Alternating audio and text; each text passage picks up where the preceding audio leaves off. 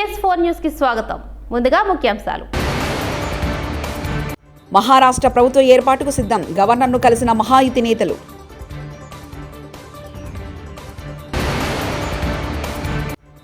నేను వ్యక్తిగత విషయాలు చెబితే వైకాపా నేతలెవరూ ఇంట్లో నుంచి బయటికి రారు. షర్మిల.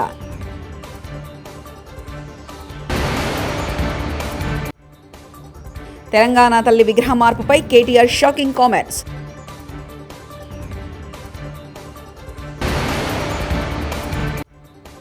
వైఎస్ఆర్సీపీ ముఖ్య నేతలతో పార్టీ కేంద్ర కార్యాలయంలో వైఎస్ జగన్ సమావేశం. మహారాష్ట్రలో మహాయుతి కూటమి కొత్త ప్రభుత్వ ఏర్పాటుకు రంగం సిద్ధమైంది. బీజేపీ లెజిస్లేటివ్ పార్టీ నేతగా ఎన్నికైన దేవేంద్ర ఫడ్నవీస్ కూటమి భాగస్వాములైన ఏక్నాథ్ షిండే, అజిత్ పవార్తో కలిసి గవర్నర్ రాధాకృష్ణన్ను రాజ్భవన్లో బుధవారం మధ్యాహ్నం కలుసుకున్నారు. ప్రభుత్వ ఏర్పాటుకు ఆహ్వానించాల్సిందిగా కోరారు. ఆదాని ముడుపుల వ్యవహారంలో ఎఫ్బీఐ ఛార్జిషీట్లో తన పేరు లేదని చెప్పి జగన్ అతి తెలివి ప్రదర్శించారని కాంగ్రెస్ పార్టీ ఏపీ అధ్యక్షురాలు వైఎస్ షర్మిల విమర్శించారు. అలా మాట్లాడడం జగన్కు వెర్రితనమని షర్మిల ఎద్దేవా చేశారు. తాను వ్యక్తిగత విషయాలను మాట్లాడుతున్నానని వైకాపా నేతలు ఆరోపిస్తున్నట్లు చెప్పారు. తాను అలా మాట్లాడితే వైకాపా నేతలెవరూ ఇంటి నుంచి కాలు సైతం బయట పెట్టలేరని చెప్పారు. ఇన్సెక్యూరిటీకి గురై అక్కడ గొడవలు జరిగి 20 మందికి గాయాలు, నలుగురు మరణించడం జరిగింది. దీనికి బాధ్యులెవరు? నిజంగానే బీజేపీ పార్టీ సమాధానం చెప్పాలి. దీనికి బాధ్యులెవరు? ఇన్ని ప్రాణాలు పోయాయి అంటే వాళ్ళని పొట్టను పెట్టుకుంది బీజేపీ పార్టీ కాదా? ఆర్ఎస్ఎస్ కాదా? మతం పేరు మీద రాజకీయాలు చేసి ఒక మతాన్ని అవమానించి ఇంకో మతాన్ని రెచ్చగొట్టి రాజకీయాలు చేయడం బీజేపీకి ఏమీ కొత్త కాదు. వాళ్ళ ఉనికే అది, వాళ్ళ ఐడెంటిటీయే అది. మళ్ళీ నిరూపణ అయ్యింది. కానీ లీడర్ ఆఫ్ అపోజిషన్గా రాహుల్ గాంధీ గారు అక్కడికి వెళ్ళాలని అనుకుంటే దాన్ని అడ్డుకోవడం సబబేనా? ఇక ప్రజాస్వామ్యం ఎక్కడుంది? డెమోక్రసీ ఎక్కడుంది? బీజేపీ పార్టీ భారతీయ రాజ్యాంగాన్ని గౌరవిస్తుంది అనుకోవడానికి అసలు ఏమాత్రమైన అవకాశం ఉందా? ఒక లీడర్ ఆఫ్ అపోజిషన్గా ఉన్న వ్యక్తి అక్కడికి వెళ్ళాలనుకుంటే అడ్డుకున్నారు. దేనికని? ఏమిటి మీ భయం? ఇప్పటికే Congress party on the floor మాట్లాడుతుంది, అవుట్ సైడ్ ద ఫ్లోర్ మాట్లాడుతుంది. మరి అలాంటప్పుడు అక్కడికి వెళ్తే మాత్రం, లీడర్ ఆఫ్ అపోజిషన్ మాట్లాడితే మాత్రం మీకు వచ్చిన నష్టం ఏమిటి? బీజేపీ పార్టీ ఈ మతతత్వ రాజకీయాలను ప్రజలందరూ గమనించాలి. బీజేపీని పాతిపెట్టే రోజు త్వరగా రావాలని కోరుకుంటున్నాం. ఇక రాష్ట్రంలో కాంగ్రెస్ పార్టీ ఈ చర్యను సీరియస్గా ఖండిస్తుంది. లీడర్ ఆఫ్ అపోజిషన్గా ఉండి రాహుల్ గాంధీ గారిని అడ్డుకోవడం కాంగ్రెస్ పార్టీ చాలా సీరియస్గా ఖండిస్తుంది. ఇక రాష్ట్రంలో జూన్ 4వ తేదీన రిజల్ట్స్ రావడం జరిగింది. జూన్ 4 నుండి ఇప్పటికీ డిసెంబర్ 4 చంద్రబాబు గారు ముఖ్యమంత్రి అయి 6 నెలలు గడిచినట్టు లెక్క. మరి చంద్రబాబు గారు 6 నెలలు ముఖ్యమంత్రిగా ఉండి భూ ప్రకంపనలతో తెలుగు రాష్ట్రాలు వణికిపోయాయి. ములుగు జిల్లా కేంద్రంగా ఇది సంభవించింది. భూ ప్రకంపనల కారణంగా ఉదయం 7:27 ఇదే జిల్లాలో మేడారం సమ్మక్క సారక్క ఆలయం ప్రకంపనలతో ఒక్కసారిగా ఊగిపోయింది. అదే సమయంలో అక్కడే ఉన్న అర్చకుడు ఓ భక్తురాలికి అసలు ఏం జరుగుతుందో అర్థం కాక కాసేపు ఆందోళనకు గురయ్యారు. ఆలయ గోడలకున్న సీసీ కెమెరాలో ఈ దృశ్యాలు రికార్డమయ్యాయి. రేవంత్ రెడ్డి కుటుంబానికి కొండారెడ్డిపల్లలో వెల్దాండలో 500 ఎకరాల భూమి ఉంది. ఆ భూమిని ఫోర్త్ సిటీ కోసం, ఫార్మా కోసం ఇస్తావా? ఎకరానికి 20 లక్షలు ప్రభుత్వం దగ్గర తీసుకో, ఇంకా 5 లక్షలు బీఆర్ఎస్ కల్పిస్తుంది. ఎకరానికి 25 లక్షల చొప్పున రేవంత్ రెడ్డి కుటుంబానికి వెల్దండలో ఉన్న భూములు ఇస్తాడా? ఇస్తే అక్కడ ఫార్మా కంపెనీ పెడదామంటూ కేటీఆర్ వ్యాఖ్యానించారు. అంటే ఇక నాది కాకపోతే ఎక్కడ దాకా దేకొచ్చా? నీ భూములు కాకపోతే నేను ఎవరిదల్లా గుంజుకుంటా, 15,000 ఎకరాలు గుంజుకుంటా, 30,000 గుంజుకుంటా, ఉన్న 14,000 ఎకరాలు ఏం చేస్తావో నీకే తెలియదు. లగచర్లలో ఎందుకు భూములు తీసుకుంటున్నావో నీకే తెలియదు. కేవలం ఏదో మాట్లాడాలి కాబట్టి మాట్లాడాలి, ఏదో ఎవరో వెనకకెళ్ళి ఎవరో రాసిచ్చిన నువ్వు చదివితే విజనరీ అంటారు సార్ నిన్ను అనగానే అది రాసిచ్చి చదివేసుడేనా? ఎందుకో తెలియదు, ఎందుకు 15,000 ఎకరాలు? My humble request to you also, all of you, దయచేసి please ask him the question. ఆయన మాట్లాడిస్తే మాట్లాడండి, అడగండి. మీ భూమి ఉంది కదా సార్ 400-500 ఎకరాలు వెల్దండలో ఇస్తారా అని అడగండి. మరి ఆయనకు ఒక నీతి, లగచర్లలో ఉండే పేద రైతులకు ఇంకో నీతి ఉండకూడదు కదా? కొండారెడ్డిపల్లె భూములు ఇస్తాడా, వెల్దండలో ఉండే భూములు ఇస్తాడా? 20 లక్షలు ఇస్తా అన్నాడు కదా ఎకరానికి, మేము ఇంకో 5 లక్షలు కల్పిస్తాం. 5 లక్షలు మీదికెళ్ళి బీఆర్ఎస్ ఇస్తుంది ఆయనకు. 20 లక్షలు ప్రభుత్వం దగ్గర తీసుకోమనండి, 5 లక్షలు మేము ఇస్తాం. 25 లక్షలకు చొప్పున రేవంత్ రెడ్డి కుటుంబానికి ఉన్న భూములు వెల్దండలో ఎకరానికి ఇస్తాడా మాకు? ఇమ్మనండి, అక్కడే పెడదాం ఫార్మా విలేజ్. మీ కల్వకుర్తిలో కూడా మీ కాంగ్రెస్ ఎమ్మెల్యే ఉన్నాడు, మీ ప్రభుత్వమే ఉంది, బ్రహ్మాండంగా మీ వాళ్ళే ఉన్నారు, మొత్తం మీ చుట్టాలే ఉన్నారు. నువ్వు పెట్టు 400-500 ఎకరాలు నీ కుటుంబానికి సంబంధించిన భూములు ఇవి, ఆడనే పెట్టు. మేము కోకాకోలా తెస్తే నేను ఆడపోయి ఇమ్మగోడ ఏదో పెద్ద పోదులు పట్టినట్టు ఇట్లా పట్టుకోయిందో ఇట్లా, నువ్వు పీకిందేముందల్లా? కాళేశ్వరం నీళ్లు తెచ్చింది మేము, కోకాకోలా తెచ్చింది మేము, నువ్వు రిబ్బన్ కటింగ్లకు మాత్రం పనికొచ్చే పనికి మాలిన ముఖ్యమంత్రివి, దానికి కూడా పెద్ద పోజు. డిసెంబర్ నుంచి వైఎస్ఆర్సీపీ ఉద్యమ బాట డిసెంబర్ 11న రైతుల తరఫున వారి సమస్యల పరిష్కారానికి ర్యాలీగా వెళ్లి అన్ని జిల్లాల కలెక్టర్లకు వినతి పత్రం అందజేస్తాం. కరెంట్ ఛార్జీల బాదుడిపై డిసెంబర్ 27న ప్రజలతో కలిసి ర్యాలీగా వెళ్లి పెంచిన ఛార్జీలను తగ్గించని డిమాండ్ చేస్తూ అన్ని జిల్లాల ఎస్సీ సీఎండీ కార్యాలయాల్లో వినతి పత్రం అందజేస్తాం. జనవరి 3న ఫీజు రీయింబర్స్మెంట్స్ బకాయిని వెంటనే విడుదల చేయాలని డిమాండ్ చేస్తూ కలెక్టర్ కార్యాలయానికి వెళ్లి వినతి పత్రం అందజేస్తామంటూ వైఎస్ జగన్ వైఎస్ఆర్సీపీ అధ్యక్షులు వ్యాఖ్యానించారు. సంబంధించి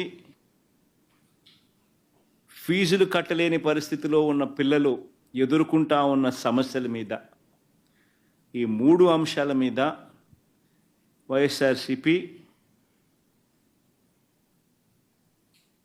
డిసెంబర్ మాసంలో ఈ 3 అంశాల మీద గట్టిగా ఉద్యమ బాట పట్టే కార్యక్రమానికి శ్రీకారం చుడతా ఉన్నాం. ఇందులో భాగంగా డిసెంబర్ 11వ తారీఖున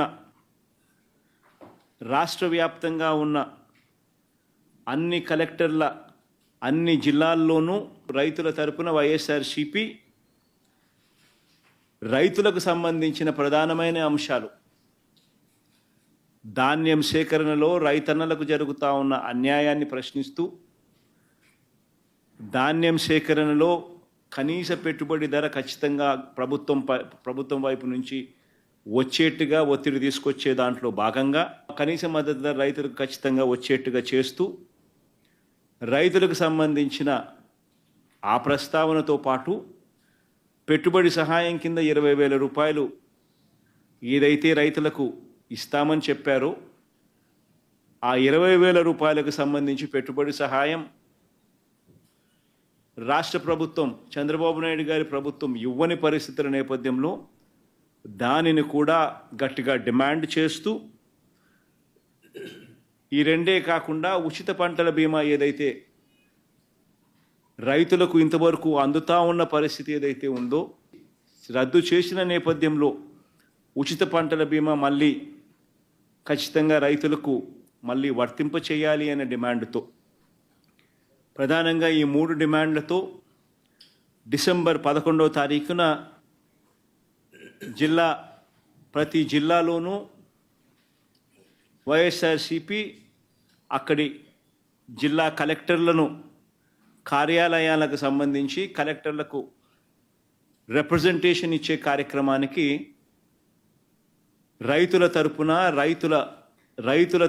రైతులందరితో కలిసి ర్యాలీగా వెళ్ళి కలెక్టర్లకు రిప్రజెంటేషన్ ఇచ్చే కార్యక్రమం డిసెంబర్ 11వ తారీఖున వైఎస్ఆర్ కాంగ్రెస్ పార్టీ చేస్తుంది.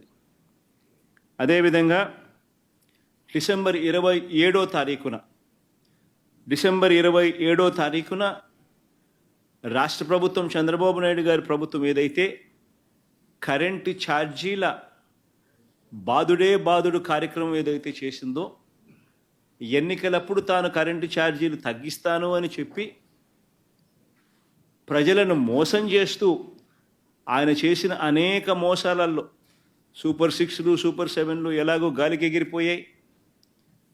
ఆ కార్యక్రమం అనేది గాలికి ఎగిరిపోయి ఈ బాదుడు కార్యక్రమం చంద్రబాబు నాయుడు గారు తీసుకొచ్చిన ఈ నేపథ్యంలో కరెంటు ఛార్జీలు తగ్గకపోగా కరెంటు ఛార్జీలు బాదుడు పేరుతో పెంచిన నేపథ్యం కంప్లైంట్ ఇవ్వడానికి వెళ్తే పారిపోతున్న బంజారాహిల్స్ సీఐ మా ఫోన్లు ట్యాపింగ్ చేస్తున్నారని CM Revanth Reddy intelligence chief Shivadhar రెడ్డిపై పోలీసులకు ఫిర్యాదు చేయడానికి బంజారాహిల్స్ పోలీస్ స్టేషన్కి వెళ్లిన హుజరాబాద్ ఎమ్మెల్యే పాడి కౌశిక్ రెడ్డి వారిని చూసి పారిపోతున్న Banjara Hills CI.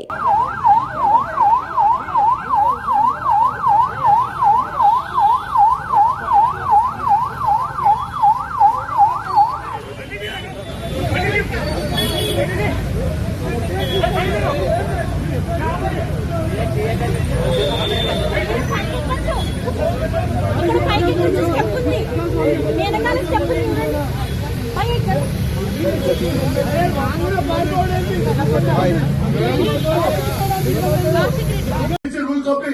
MLA was there. It is your duty to receive him and restrict properly. This is I am talking you about the head. This is the head of assembly. If the MLA is coming to assembly, excuse me, SCA garu. Excuse me. నువ్వు లేకపోతే కానీ నువ్వు ఉన్నావు. నువ్వు లేకపోతే కాదు. మీరు ఉన్నారు. నేను వచ్చాక పోడేది.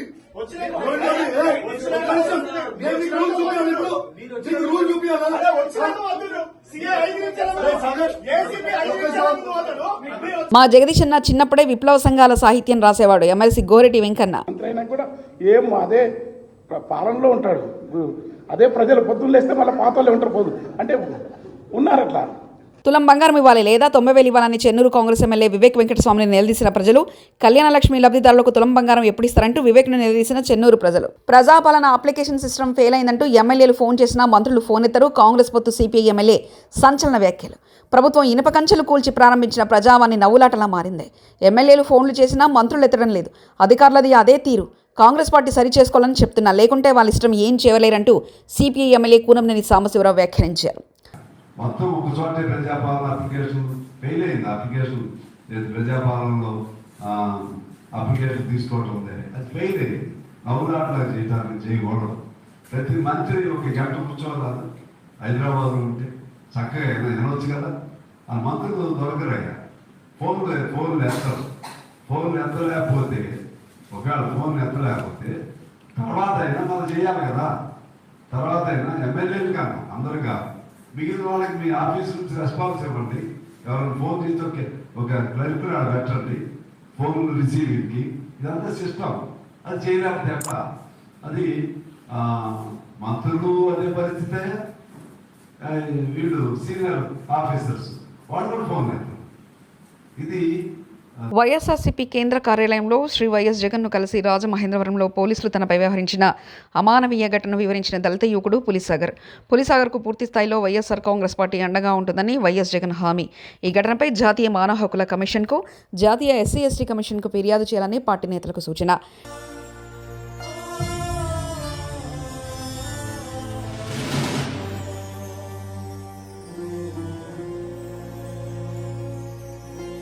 షేర్లింగంపల్లిలో బీఆర్ఎస్ పార్టీలో చేరిన కాంగ్రెస్ నాయకులు కాంగ్రెస్ పార్టీకి గుడ్ బై చెప్పి గులాబీ కండువా కప్పుకున్న 50 మంది కాంగ్రెస్ నాయకులు.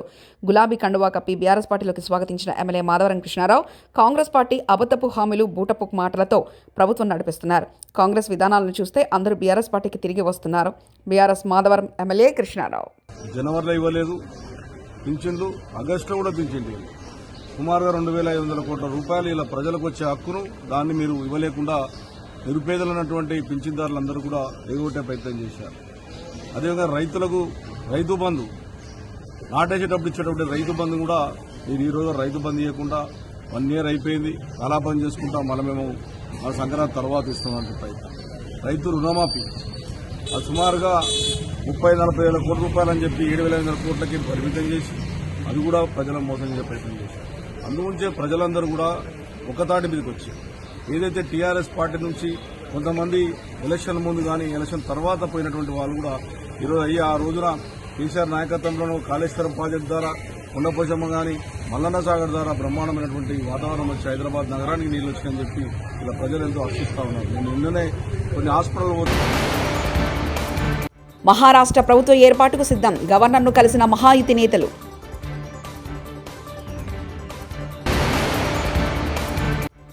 నేను వ్యక్తిగత విషయాలు చెబితే వైకాపా నేతలెవరూ ఇంట్లో నుంచి బయటికి రారు. షర్మిల.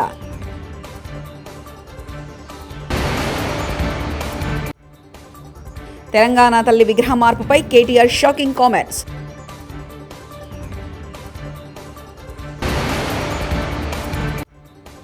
వైఎస్ఆర్సీపీ ముఖ్య నేతలతో పార్టీ కేంద్ర కార్యాలయంలో వైఎస్ జగన్ సమావేశం. TS4 న్యూస్ ఇంతటితో సమాప్తం. చూస్తున్నారండి TS4 తెలుగు.